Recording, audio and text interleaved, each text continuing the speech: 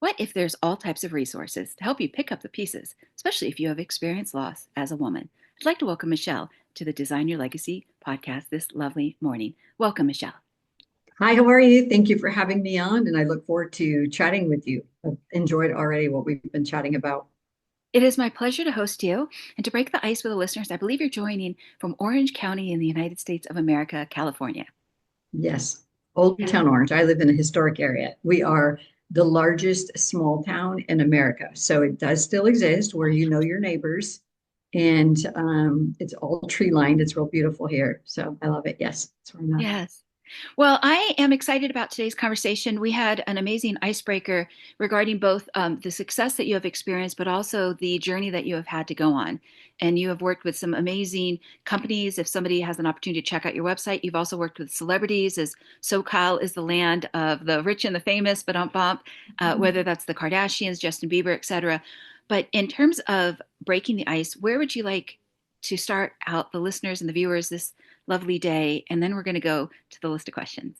Okay, wonderful. Well, I'll give him a little background. I became a widow at age 50, started a business at age 51, but prior to that, just was not sure what I was going to do. And so I never expected to have loss so young. I know I'm not in my 30s, but I was in my 50s, and I planned on being married for the rest of my life and being a pastor's wife. So that was my background. And I was homeschooling children. So I was out, everything I had done in the past, as we talked earlier, was I worked in the nonprofit arena. And so I never had to think about for profit or making an income because that was taken care of. But to my deficit, my husband took care of me in all these ways, but it hurt me when I launched into the world of business and bill paying online, just things I did not know. So I in part was part of that 70% of widows whose husbands do everything. And I was very blessed, but at the same time, when as a pastor's wife, again, my whole support was my family, my husband, his vision, and then all that drastically changed in 2014.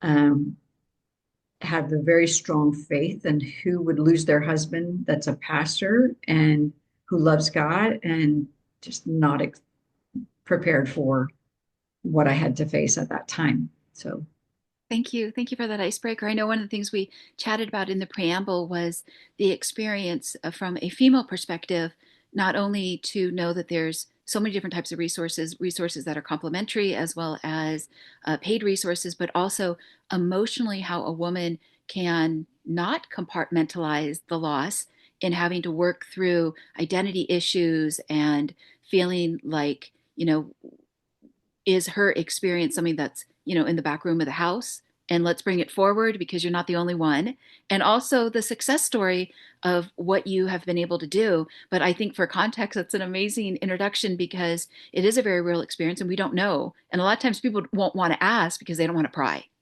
right, right. And I think it's important and it's okay to ask. I think you're so right. A lot of times we don't want to talk about the loss and because we feel it's going to stir up emotions, but at the same time, loss is very universal, but very personal. And so it gives the opportunity for the person, let's just say myself or another widow or a widower, the opportunity to talk about their spouse and their relationship and what led them to this because we don't want to forget that they weren't real, they were alive, they were our second half or you know in my case my spouse, my husband. And I think being a woman, we chatted about that, like you said, men. I have done so much research on this because when I first lost Eric, I never thought about the widows. I thought about the poor, I thought about the children, but never thought about the widows and what they experience. And widows have a tendency to be very quiet, but we definitely, like the whole thing affects us. I am no longer a wife, and I'm no longer, in my case, an empty nester. I'm no longer a pastor's wife. I no longer I'm no longer an executive director of a nonprofit. Like multiple things changed very quickly, where I think men speaking generally, can compartmentalize. That's why they can leave all their problems at home, go to work and have an effective day, where women are very different. We embrace the struggle. We feel the pain of somebody else, or if we had an argument or something like that, the stress of all that on our whole being. And so it definitely affects us differently. So I would say in a loss that does that. Yeah.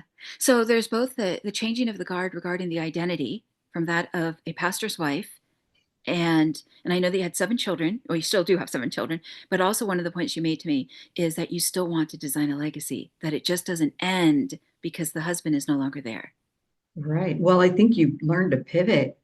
And I think that's the cool part of the age we live in now, is that you can. We do live in the United States of America, and there might be at times political upheaval, but at the same time, the United States provides us opportunity to grow and move forward and make changes. And as I was saying, resources, because I didn't know anything about money. I didn't know anything about paying a bill online. I didn't know anything about how to move forward, but I was able to go online and get help, you know, from a lot of people, like either free resources or some were paid. So I hired a finance coach for me in my situation, because I went to an advisor and gave this advisor a lot of money because I didn't know what I was doing. I mean, it wasn't a lot, but it was a lot to me, and lost a significant portion of that because he didn't necessarily understand widows and I didn't understand the language or what was really going on. And so I thought I went into a little bit of a tailspin and figured I have to learn the skills and, money and a legacy, financial legacy. So I have 2 degrees. I have a master's in business and a master's in counseling. And the business taught me nothing because I'd been out of the workforce for so long. But the skill set and discipline of educating myself was very important. So I became board certified as a finance, grief, and life coach so that I could be that person I needed, because there really weren't a lot of resources for widows. Yeah.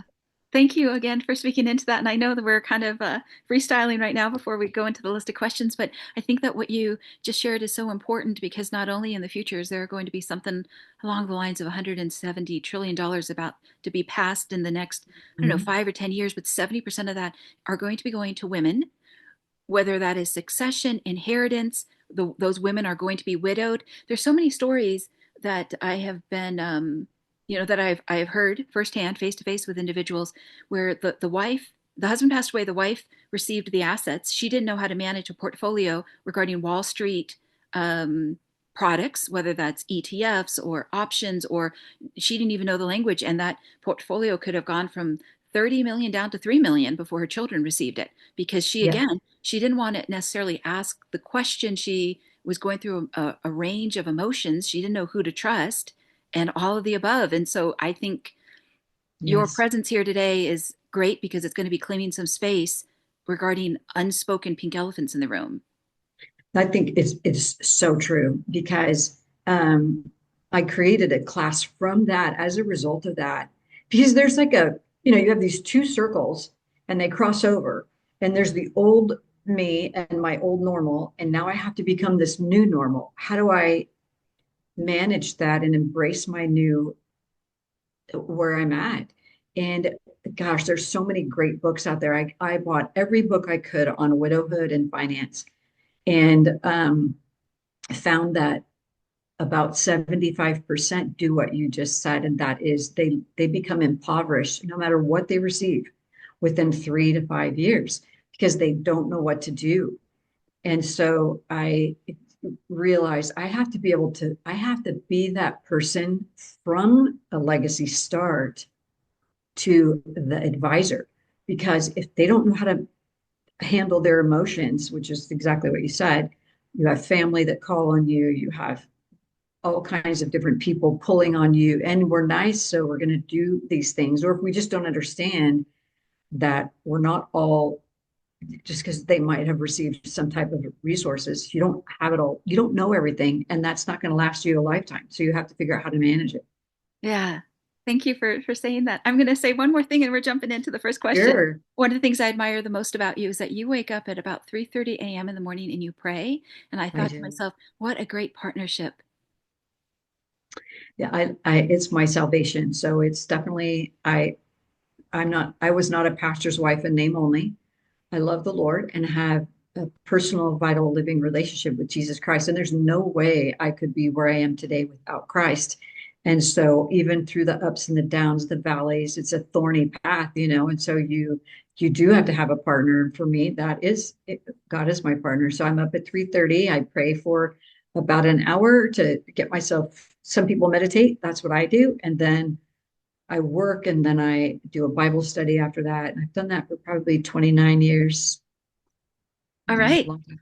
Yeah. Well, let's jump into some of the good news regarding the business that you have created. And again, kudos to you for pulling yourself up by your bootstraps, because I Thank also you. shared with you that you have a very determined presence about you, which is lovely. I think it's survival. And then you want to thrive, you want to do well. It's like you learn a lot too through the process. Very, very cool. Okay. Can you take us back to the moment you realized there was a business opportunity in luxury mobile gift wrapping and what sparked the idea? Okay, so I need to go back a little bit further than that just to lead you up through the process. Does that work? Yes. Um, I I was paid a stipend by the church for a year after my husband passed away, but knew I had to pass the church over. So, as I mentioned before, I was an executive director for a nonprofit feeding the working poor. That is something I started while raising my children and homeschooling them because people were in desperate need of food. They were cash poor. They had big homes, big cars. We were walking into a very difficult time as a state and a nation. And my eyes were not on the economy. My eyes were on who needed food. So started that with $5 in an envelope and grew that to feed about 73,000 people a year in Orange County, where I currently live. Raised my children to be involved, so they all learned community skills. Um, then in 2015, I needed to give that facility back to the church. So now I was out of everything like this, husband gone, children launching out and finishing up school and getting married and things. And then the nonprofit closing. And here I am, I've got to make an income. So I was interviewed there's a couple that were volunteers within the nonprofit, and they said, Michelle, we have somebody who'd like to interview you to give you a job. We know you need a job. So um, I said, thank you. I appreciate that. And went and interviewed with this gentleman in July or August of 2015. So, and keep in mind, I hadn't been in the workforce for 14 years. So the world had changed. Who's going to hire a 51-year-old? And, I wasn't a CEO or anything like that. So there wasn't the skill set behind me, except for what I had been trained in, what I'd already been doing. So, went to this interview, and was to be a director position over a facility, a rehabilitation facility. And he's telling me, we're a five-star company. You're going to be working on the weekends. You're going to work 60 hours a week. And none of that scared me. The issue was, or bothered me, I have two more children to launch. So my vision, I'll be supporting his vision while losing potentially two other children with the struggles of their own grief right now. How can I align that? It doesn't fit. So I basically got tunnel vision. And then driving home that day, I was thinking, gosh, I'm like, Lord, is there any way I could start a business where women could work when they wanted and could versus have to? I loved the Uber business model. I thought that was ingenious. People could drive around and work when they wanted. They could pick someone up. They could go home. They could come back. There was just everything about that business model I really liked. And they were still fairly new. So it wasn't necessarily looked upon as positive as it is today. Um, so get home, and one of my sons said, Mom, you had a gift basket business when you were young. Why don't you start that again? And I said, hey, gals, if there is a way, this is my daughter-in-law, my sister, some friends, if I could start a business where each of us could work from home and then on projects come in and work together, would you be interested in that? And every one of them said yes. So their Nifty launched, that's the business, Nifty Package Company, launched. And it was really more the gift basket space. Well, keep in mind, I had no idea how to make a profit. I didn't understand spreadsheets. All I knew is, oh, I can make a pretty basket and sell it. So that I learned a lot over those years. Ended up going and working in the financial services space. and because I had to work full time while I was growing Nifty. So we grew and continued to grow, and then I just learned the hard skills of what needed to happen in order to make a profit and grow the business. So when I would go out and network, I was terrified. I was so scared. I didn't know what to say. I didn't know what a pitch was. I It was just embarrassing. If I could interrupt for a moment, I love the Sure. fact, yeah, I love the fact that you took with what you were already good at and ran with it. And it's so interesting to say that you were scared because I thought as a pastor's wife, you must have had like 10 plus, like, like 10x social skills, like on a scale of 1 to 10, like that social confidence was there, the social capital, like you could go into any room and because as a pastor's wife, a lot of times they're shaking hands, kissing babies. Yeah. Well, that's so different because it was so community where now I'm going out into a field I know nothing about. Mm. And, everyone seemed so skilled. That's how I viewed it. I was probably very wrong, but it's how I viewed it. They know what they're talking about. I had no idea because I didn't understand making a profit. I didn't understand what the word networking really was. Like I just was literally thrown into the pool in terms of not having a life raft or training. So I had to figure things out. I guess I want other people to know that it's okay, launch now, learn later, which is basically what I did. And continue Watch to now, grow. learn later. Yeah, where women have a tendency to want to be perfect and their skill set, it's a hindrance. So it's definitely a hindrance to progress because I would never have made it.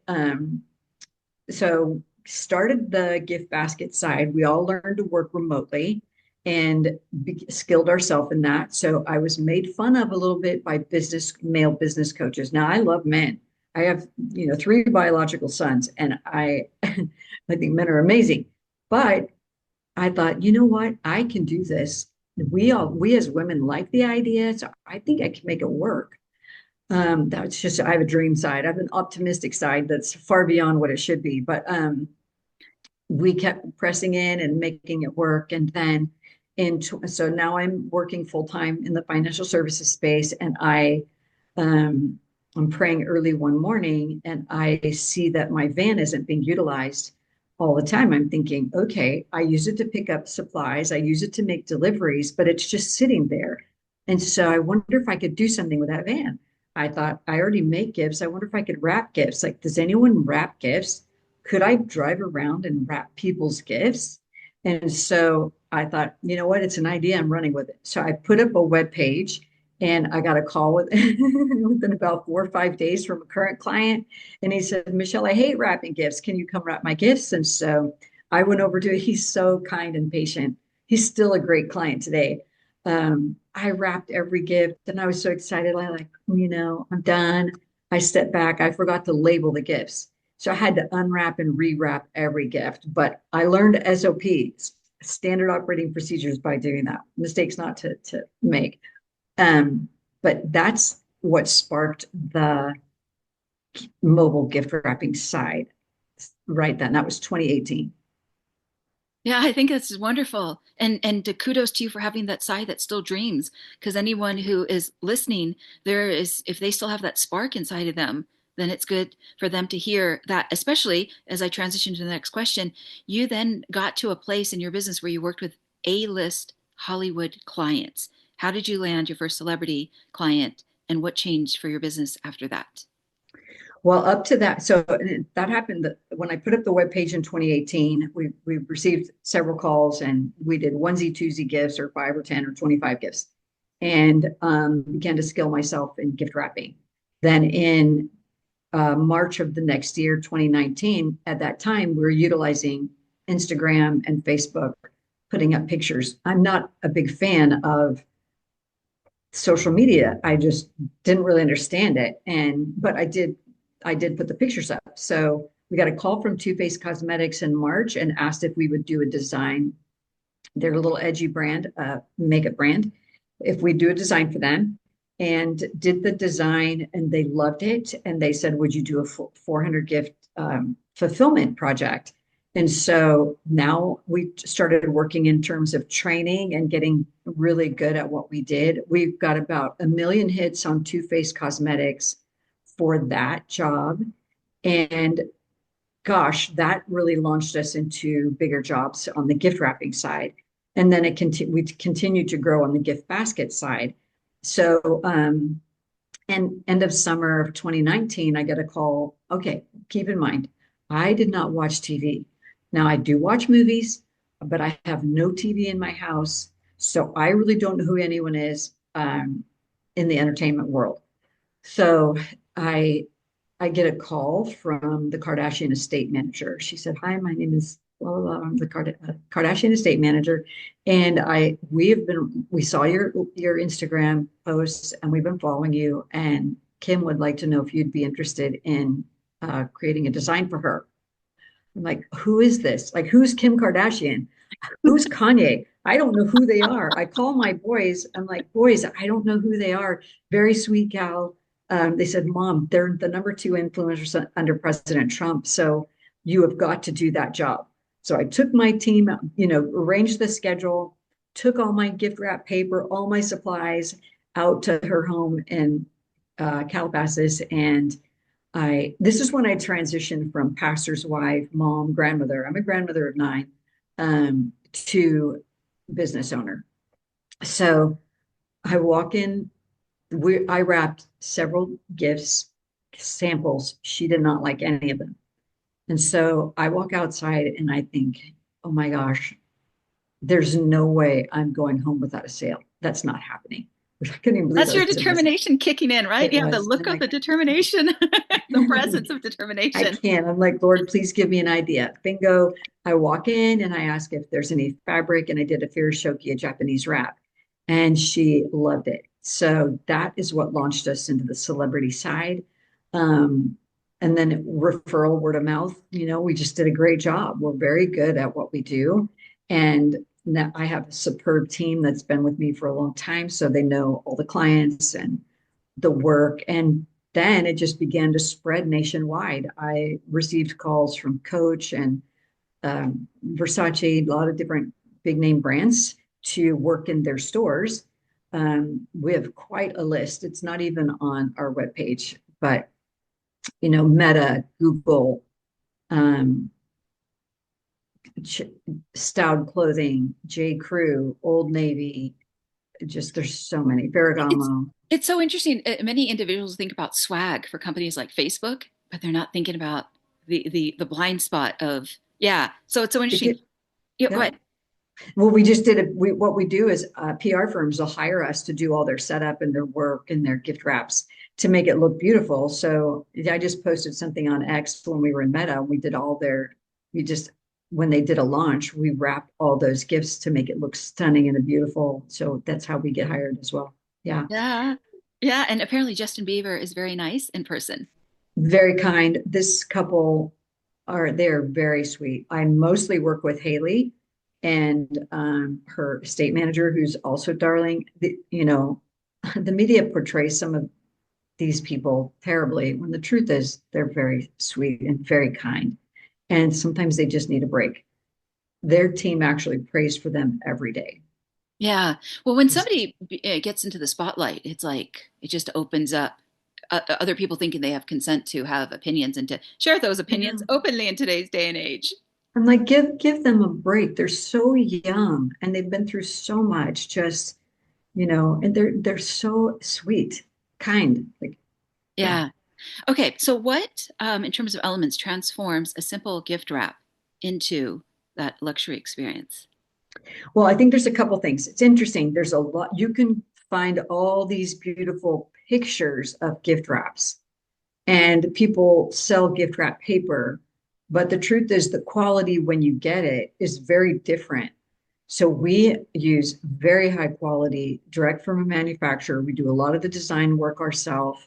We print on very high quality paper. We use fabric ribbon, double face satin or velvet, or it's just that and then the way it's less is more. So when I have to train gals, they're good gift wrappers, or they really don't know how to gift wrap. They think they do, but they don't. So, there's seeing the tape.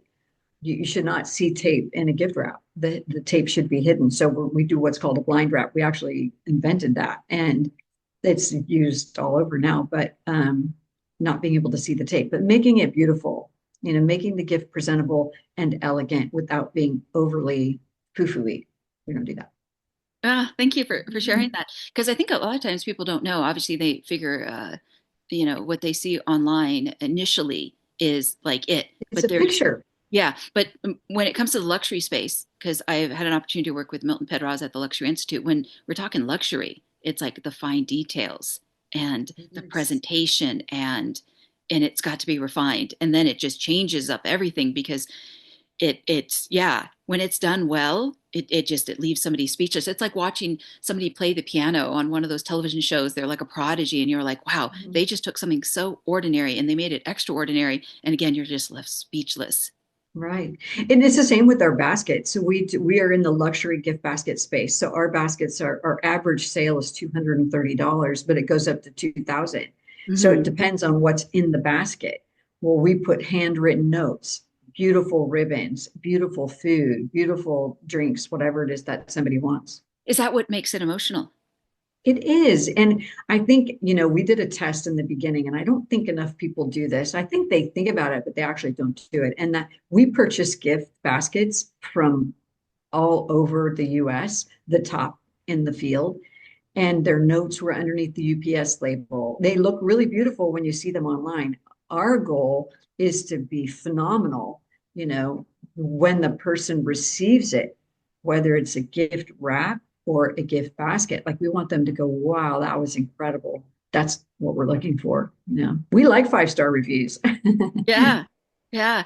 It's interesting. In the coaching and advisory space, if a client feels seen, heard, and understood, woo, that is better than their coffee that morning. That's, premium. That's better than any Hollywood movie. That's like a breath of fresh air to be really, truly seen, heard, and understood. And I imagine if someone receives a gift basket and it meets what they need, want, desire, their identity, their values, it's like, woo. It's huge.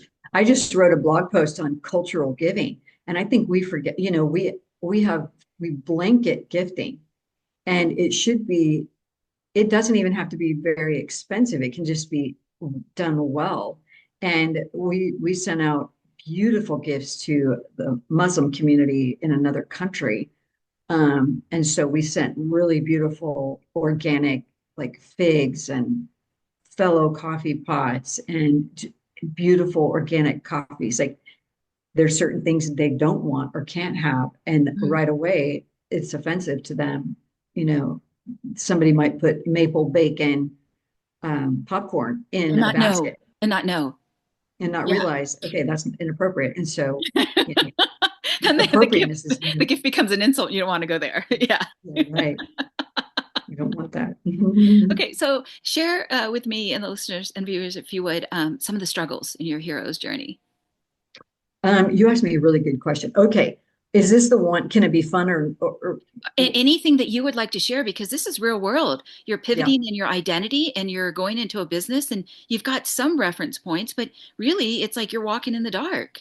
And then it's absolutely. blowing up and it's doing well. And you have to ride the wave of that momentum. Yes. So I'll share two struggles. One kind of semi-humorous and the other one serious. So at the end of 2022, we had just continually doubled and grown our business and it had gone very well. But that was 2 years after COVID. And when COVID hit, we were completely prepared where other people, didn't know what to do. We were already, we might have been made fun of, but we had it all figured out. So it was very cool.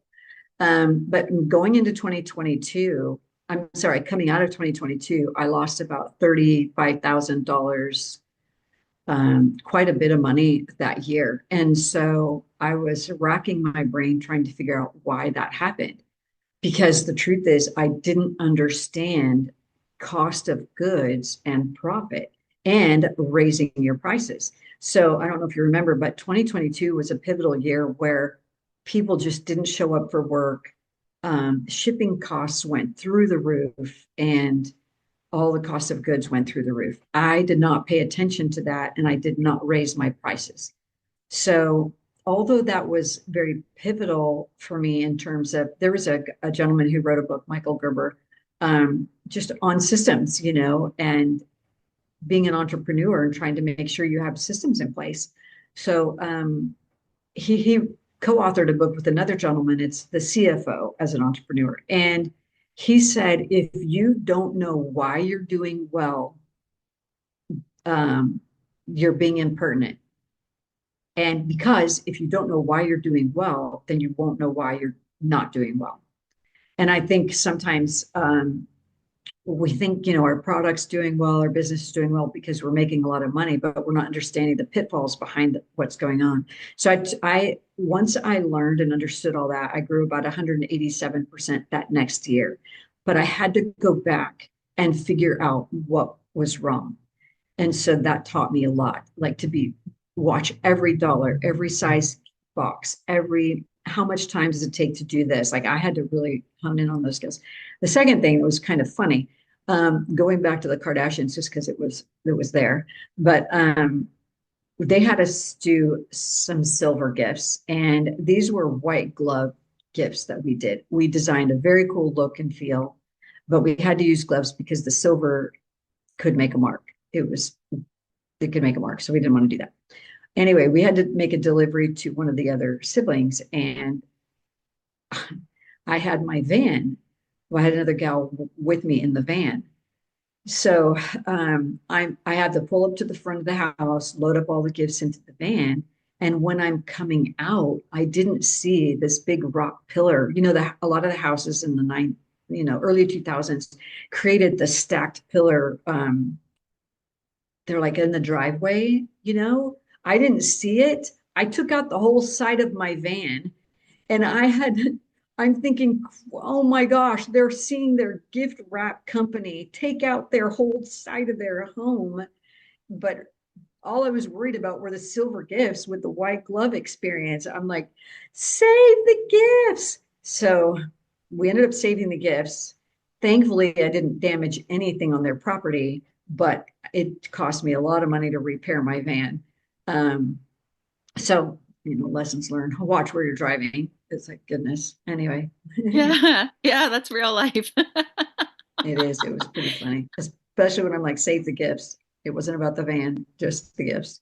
Yeah. Well, I would like to think you can laugh about it now, but I'm sure in that moment it was high stress.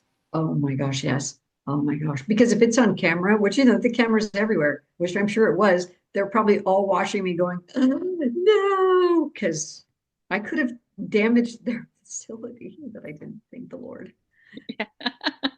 Well, hopefully you can laugh about it now because Yes, yeah, I'm sure they received the gifts and the silver was very nice and at it the was end that's what beautiful. they will remember. Yeah.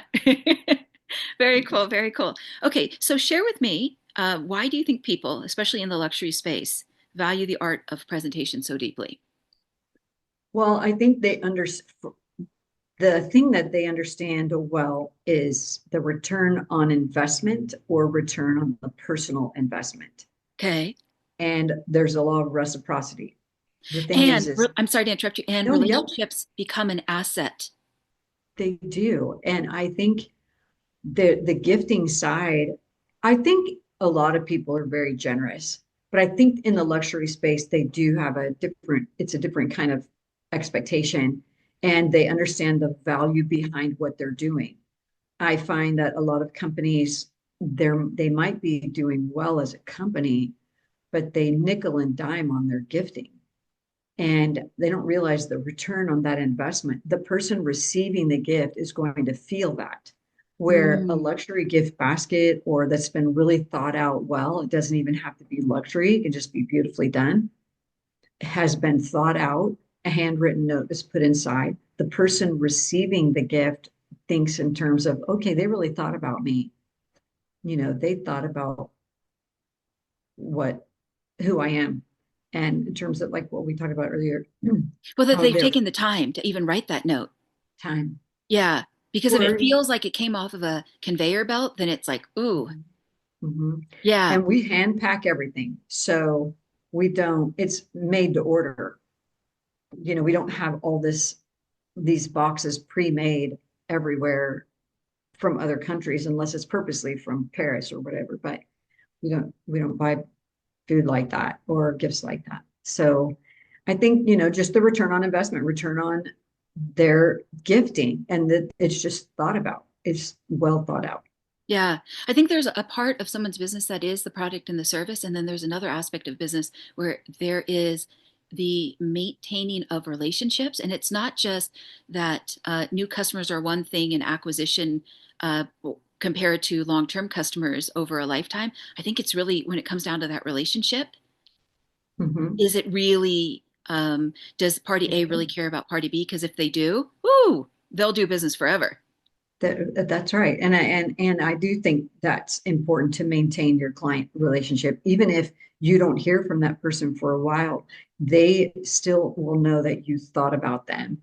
And I think that's what's key. Those are things they're just not going to forget. And I think for me or for other people who are in the generosity space, it helps you because you have an open hand versus a tight fist.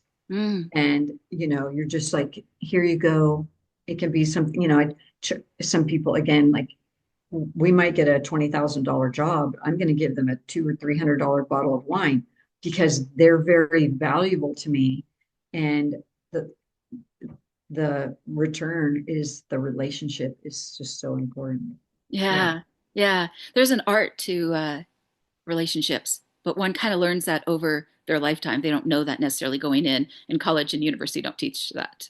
I know, and it should be a skill. It needs to be taught. As this is the Design Your Legacy podcast, what does this word legacy mean to you personally? I think legacy for me, it's a couple of things. Legacy would be, what am I leaving behind and what am I leaving right now?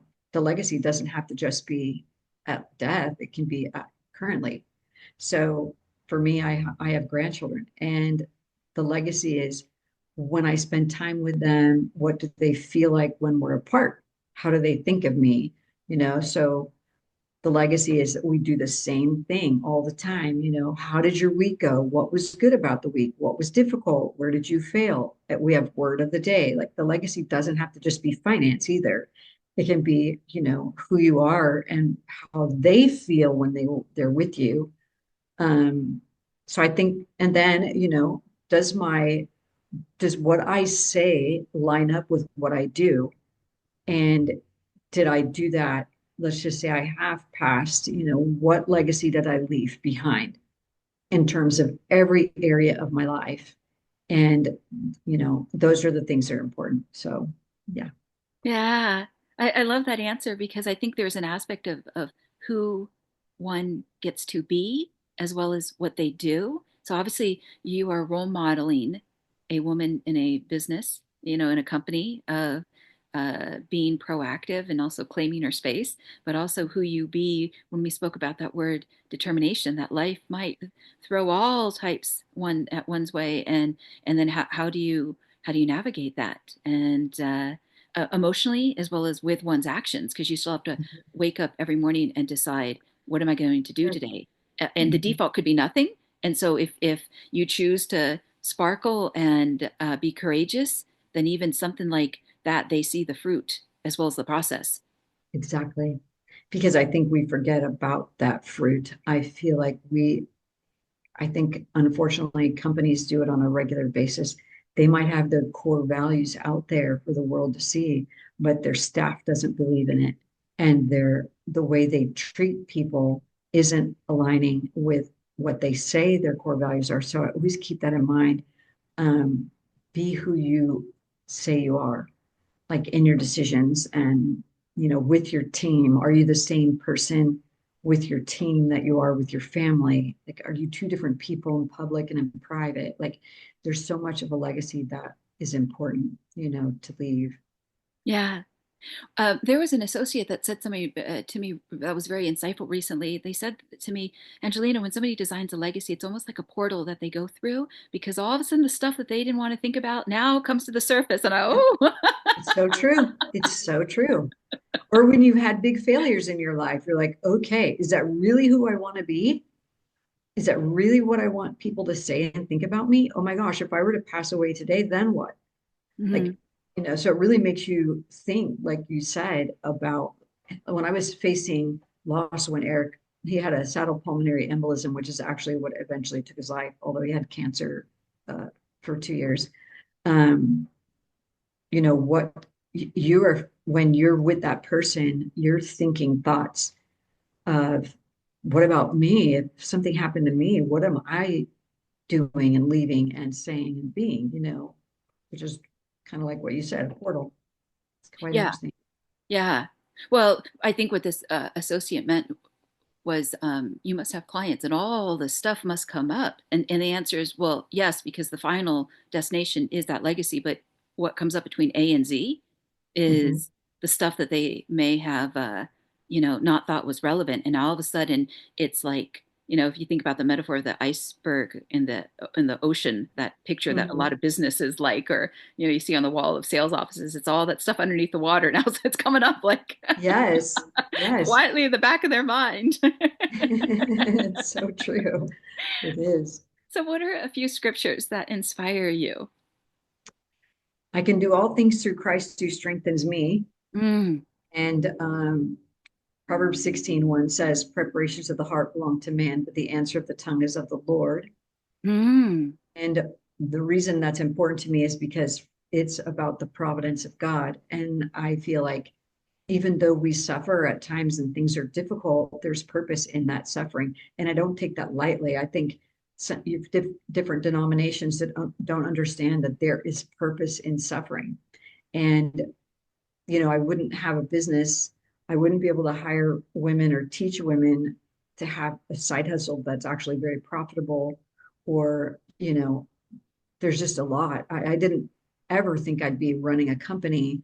Um, and then for some of, I think I shared with you, we were approached by the White House in January of this year to design the new administration's gift wrapping because they send out a lot of gifts. And what an honor that was. I mean, I can't even imagine. Here I was the one approached, and is so thankful and so blessed because of the honor of the role. And so all the gift wrap that goes out, I designed, it's for the president, for the first lady, for the vice president, for the second lady, and secretary of state. And it's like, gosh, we were able to do incredible things. I would not have been able to do that if I was still married. Well, I think what you're pointing to is that certain doors open, but in the moment you're going, God, why are you making me I, suffer? And God mhm, might say back, well, because I'm going to elevate you to do things and to go places and to meet people. And I know even with the story of Joseph, God was there the entire time. right. Like the line through the whole thing, like the red thread. It's absolutely correct. And I just, and of course, all things work together for good for those who are called according to his purpose. And that's Romans 8:28. And it's like, if all things work together, then there has to be this purpose. And even if I make a mistake, it's like Jonah and the whale. He kept trying to avoid what God was trying to direct him to do. And it didn't. God predestines, and he's providential. So in that case, he knew that Jonah was going to jump, and eventually the purposes still were fulfilled. And so, through all the ups and downs and suffering and difficulties, God does, and even in our failures, God knows. Yeah, Jonah was a stubborn one. Yes, and I think we're probably more like that. We think we're like Joseph, but the truth is, we're probably more like Jonah. We run. Nope, I don't want the heat. I don't want to go there bad. I don't like them. We're more like that, if we're to be honest. In 1 to 2 sentences, what would you like your holistic legacy to be? um, Again, did I live by my core values? Did I live what I preach? Um, am I training my grandchildren for the next generation? Because I feel like the parents are trying to raise them. So I have opportunity to help them and grow them. That's where and did I help women who are older than 50? I want to help all women, but I think for me, it's a movement of women over 50 in terms of just feeling supported and encouraged and inspired. Yeah, absolutely. There's so much wisdom that's there. And I think that to be able to open up that space is a very smart decision because you don't want that wisdom to be lost. There is an associate, and I've never spoken with him directly. He's got something called the Modern Elder Academy, but what he is speaking to is that experience of what is it that individuals over age 50 can give. and so that it doesn't get lost, because the new experience doesn't have to look like the experience of the 80s or the 90s. Right. There's a gal, it's quite interesting that she had a negative impact on me actually, where she's in her 80s and she writes for a company and has written a lot of articles, and it's probably been a good, 10 years since she's really written anything. So I asked her if I could repurpose her writing. And she told me yes at first, and then second, she said, no, I'm just going to let it, die with me. And I was a little surprised, because it's like, there are so many people who could use your wisdom, Hmm. and you don't want that to go on to the next generation. That was hard for me. So it helps me in terms of what do I want to do? Do I really help people? Is there, do I really help people in terms of encourage them and inspire them, over the age of 50? I want to leave a good legacy, and just exactly what we're talking about. And I think boomers, and I don't think all boomers are standing out on the sidewalk protesting. I think there's a lot of good things going on. They've got a lot of wisdom, experience, love. Like, they know how to hug and love and cook, and just things that, and, we have this running business world, but the truth is there's so many great things that women can do over 50. And I think it's starting to take off, to be honest. And society needs them. Mm-hmm. Yeah, in the void of, like you had said, not just homespun common sense, but their life experiences being passed on. Because a lot of times there are answers that the younger generations are searching for, but they don't know who to ask. And if they're in their bubble of isolation, then Right. yeah, then that lady that you spoke of, if it's shame that's holding her back or a lack of self-worth, then maybe one day that will no longer cripple her. I don't know what her thing is. I just know that lack of self-worth is what stops someone from designing a legacy, because they don't feel like their answers are good enough. And I'm always surprised by that. Mm-hmm. Or we let a political movement change that, when the truth is there's so much wisdom from so many of these women, Hmm. all walks of life. It doesn't matter where you're at, who you're with, how you support, what your beliefs are. The truth is there's so much there that can be given and shared with others. So yeah, I agree. I love that word you said, homespun common sense. It's a great word. Yeah. Great Yeah. common. Well, there needs to be some more homespun common sense. I think people I could be think losing that these days. I mean, yeah, just basic core skills. common Yeah. sense. Yeah. Yeah. Okay. Since the values are what I metaphorically call the four legs of a chair. When it comes to one's legacy, that's the foundation of what holds their legacy vision up. What might you say are your top four core values? Well, I would say if there's a chair, a little stool. Mhm. I thought that was a great analogy. My faith, my family, um, my health, and my business. But supporting that would be integrity, generosity, compassion, and respect. So, we may not see things the same way, but I'm going to respect you and your thoughts and your belief system, because I want you to respect mine. I think sometimes we've lost some respect, so I want to make sure I'm respectful. Mm. And integrity, do I do the right thing? And if I haven't done the right thing, do I right wrongs? And walk in humility, because pride is it's a gift, not a good gift necessarily. And then generous. Am I generous? I teach people to be generous. So am I generous? Oh, that's nice. Thank you for speaking into that.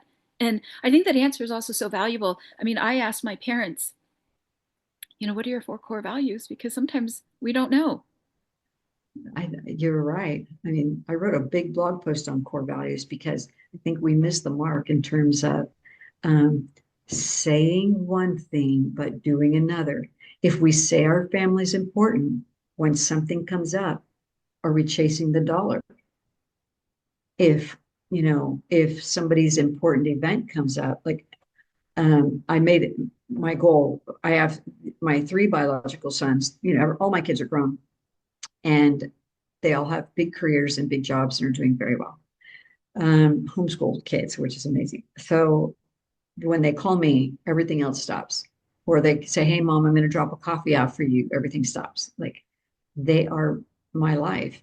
And if I say I'm a Christian, do I spend time in my faith? And then, like, so live your core values. And it really does make you think in terms of your core values change a little bit too, because now I'm a widow, so I don't have a husband. I don't have that same um, family focus that I would have before. It's shifted. So, Yeah. Thank you. Thank you for speaking into that. Yeah. That's lovely. Thank you. Yeah. how But about you? What are your core values, oh, Angelina? I think I shared this with you in our icebreaker. Beauty is a big part of it. Like my oh, you're putting me on the spot right now. Sorry. I'm sorry. I know that is, No, I can you don't answer. have to answer. And I was just speaking with an associate across the pond earlier this morning about, he said, what is your vision for your coaching and advisory practice? And I said, the vision is the simple statement of to turn ugliness into beauty every opportunity I have. And That's if that, wonderful. yeah, and if that ugliness is dysfunction, if that ugliness is shame or the lack of self-worth or limiting beliefs or, so many different things that, or a story that somebody's telling themselves that is not empowering them. So I say beauty, but it's not necessarily something that could be a An outward painting. appearance. Yeah, Yeah. beauty comes in a lot. Beauty could be that somebody's finally shining their light and they're not Mhm. weighed down by darkness. Sometimes the fog that someone feels like is not even their own fog, it's someone else's. So, yeah.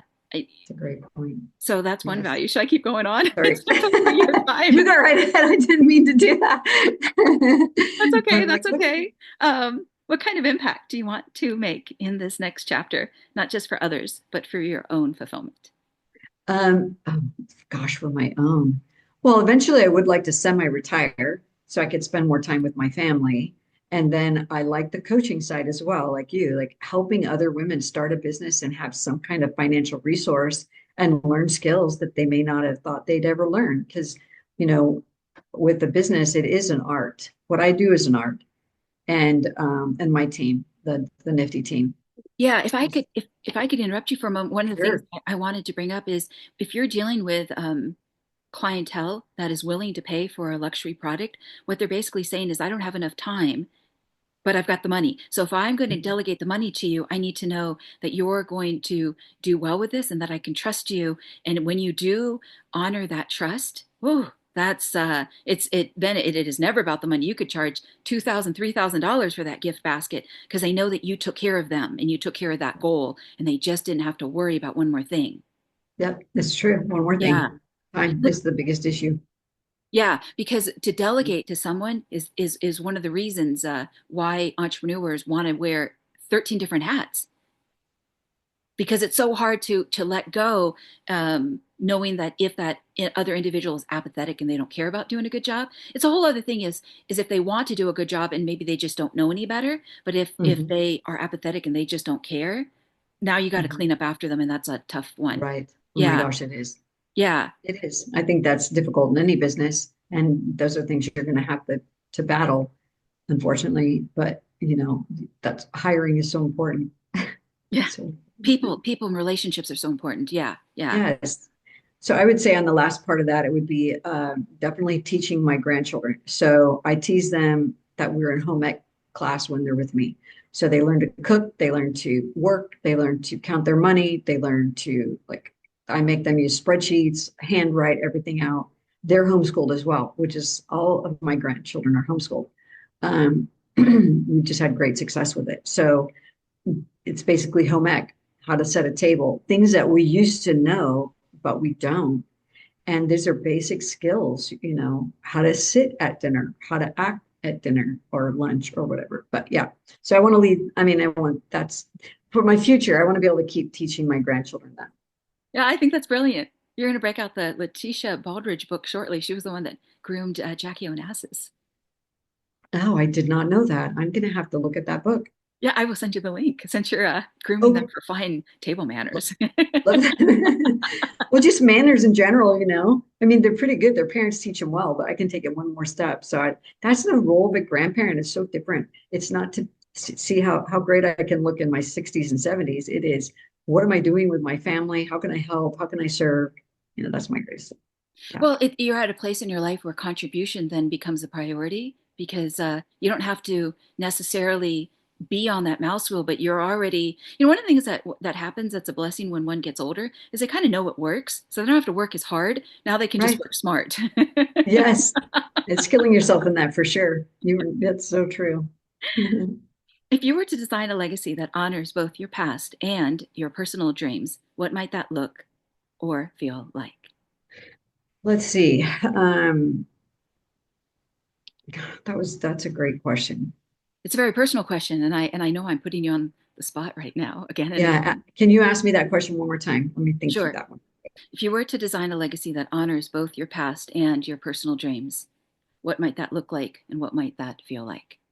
Well, definitely leaving a financial legacy for my children, and my grandchildren. That's one thing. I would love to pass a business over to them, and you know, and also have just things that I'm leaving in terms of just resources. What are my resources that I'm leaving them? And again, going back to the values, and who was I who I said I was going to be? Hmm. And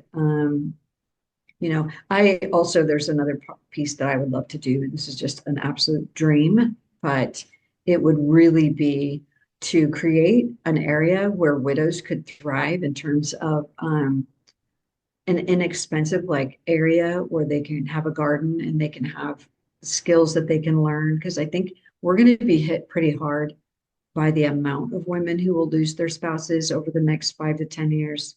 And it won't just be about money because there's going to be a lot without any money. And is there something like that? That has really been my dream. Because Getting chills as you're saying that. Keep going. yeah, I just feel like there's not enough for widows. Um, And then that's because I was trying to find those resources and there weren't any there. And I think again, it goes back that they're quiet. You've got a lot of children's resources, a lot of money goes into taking care of families. I mean, I know a lot of things get exposed, but at the same time, there's financial resources. There are resources and the impoverished and poor. And I just think the widows are somebody we just don't think about, and yet we should honor them. So it would be something cool where they could like work and even like have a little Etsy shop in their, I don't want to call it a village because that's kind of lame, but something like that where it's cool, a cool factor, you know. Well, what you're talking about is a reason for them to wake up, but also what you're talking about is redirecting energy. Yes, there's a cool little place in Nashville, or it's Florida. I think it's Florida where my son and my daughter-in-law live, and they have this. It's like an indoor outdoor food court with all these little shops, and that's exactly what I would want to do, but for widows. Um, and then there'd be classes and things. So it would be not someone who's going out and looking for another spouse because the widows are different. They don't do that necessarily. Yeah, so that would be a dream. That's a dream. Mhm. I think God's going to bless you, but that's just my own personal opinion. That would be amazing. Thank you. Yeah. Regarding that you've been taken this far and you have stewarded every opportunity and you've grown and you've grown and you've grown, and I think you're going to continue to keep growing. Regarding, yeah. Because I don't think I want to fully retire, but semi-retire, but to do something that's more purpose driven in that way, I would Mhm. love that. There is, before I ask the final question, Yeah. there is an interior designer out of Michigan. I can't think of what her name is. It's called, I think, The Established Home. And she's from the Mhm. Midwest. She's, I think, originally from Chicago, and she's partnered now with her daughter. But what she talked about on many of the, I think she's on the Magnolia Network, which is run by Chip and Joanna Gaines. But one of the things that she spoke about is a lot of times people would think that a woman who is a grandmother would be winding down. Oh no, her design practice is just blowing up and she's winning awards and obviously doing this show on the Magnolia Network. And she started out with kitchens and then moved on to renovating complete houses. But I just Mhm. remember her talking about that just when she thought it was going to slow down, her skill set and the demand out there of people that said, hey, you know what you're doing? And we want you no matter the price. Yeah. And that's why she had to bring her daughter in. Oh, how cool. I think it's a resurgence in terms of the value that women over 50 bring, just as we talked earlier, but the skill set. I mean, there have been a lot of women-owned businesses that have been that quietly work behind the scenes. They run huge architecture firms. They put lines under the dirt and the ground. They're proactive in their thinking. And again, you don't really slow down. I mean, I think this administration, whether you like them or not, they've done a good job in supporting women in their roles. It's been a blessing to see. So just because you're over a certain age doesn't mean it's time to slow down. It means, yeah, you have all the resources. Whatever your thoughts are, your success can help somebody else. And a lot of times we write books at that age. I mean, I look at J.K. Rowling and I just love her. She's probably a year younger than I am, but she's got a lot to offer. Yeah, absolutely. Absolutely.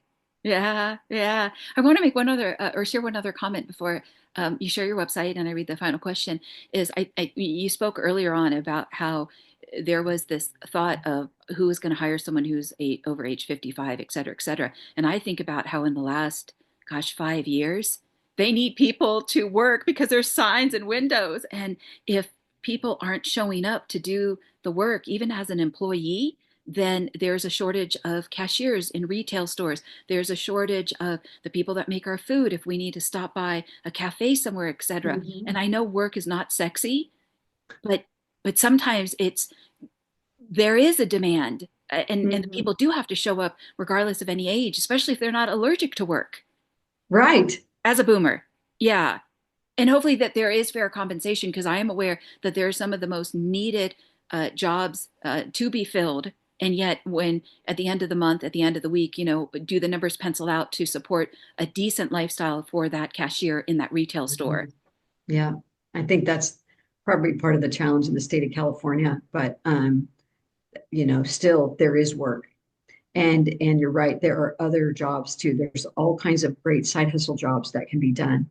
And or just going in like if I didn't have to think about how much I had to make or whatever, it would be fun to be a barista in a cafe, because I like talking to people. So and making coffee. I love that. And treats. I think that's really fun. So yeah, so I think there's opportunity for sure. Hmm. More Okay, so now than ever. okay. Before you share Okay. your website, final question. What do you wish your future grandchildren or great grandchildren knew about who you are, not just what you did? That I love them and that I inspired them and that I cared for them and I taught them and trained them. Yeah, that they have skills, Beautiful, practical skills, and that they know I pray for them every day. beautiful, beautiful answer. What's a good website? Okay, so there's two websites. Niftypackage.co is the gift basket gift wrapping site. So, and then my personal brand site where they can be trained. Someone can learn how to run their own business and mobile gift wrapping business and be profitable. That's michellemhensley.com. They can sign up for a free book. I would be happy to ship that to them. And there's also a YouTube channel where I bring on great gift wrappers that are world renowned and known all over the place, and plus women over 50 who have sold businesses or run successful businesses currently. So, yeah, Very they cool. can email me or call me directly for anything. Wonderful, wonderful. I would like to take a moment to thank you before I read my closing paragraph. We started out today's episode with the intention of what if there are all types of resources for you to pick up the pieces, especially if you have experienced loss as a woman. And I think we have fulfilled that business promise today. And I think some of the great key points that you brought up was about, your journey utilizing social media, finding yourself working with companies like Coach and Versace, understanding the return on the personal investment regarding relationships, and also that you spoke of your values that in terms of the four legs of the chair, it starts with faith, family, business, and health, but there's underlying also values that support that, like you spoke about respect, etc. And also the amount of spouses that are going to be coming forth demographically, and that is a niche to speak to and to serve and to cherish and to remember because they are quietly there. Yes, that's great. Great statement. So thank you so much for your time, and My gosh. it's been a real Thank you, pleasure to host Angelina. you. You're a treat. It's been great chatting with you. Thanks for having me on. Wonderful. In closing, I'm Angelina Carleton, the hostess of the Design Your Legacy podcast, as well as the founder of Legacy Planning, a boutique advisory firm based out of Beverly Hills, California, USA, but international in those I get to coach and consult. I hope to dive deep into subjects that can help a person define, develop, and execute their legacy, and continue to scour the landscape for those who can be great resources to every dimension of your legacy. For many listeners, there can never be enough education and preparation in the moat or moat around your castle. Whether you find yourself with new wealth or generational wealth, may the content on this channel be an anchor in any storms ahead. We do our best to provide original content for your intellectual and emotional curiosity. If you're tuning in today on Apple Podcasts, Spotify, Amazon Music, etc., please remember to rate and review, share with your family and friends. It's been a real joy this lovely day to host Michelle. So thank you so much for joining us. And thank you, Thank Michelle, you. for speaking into your legacy.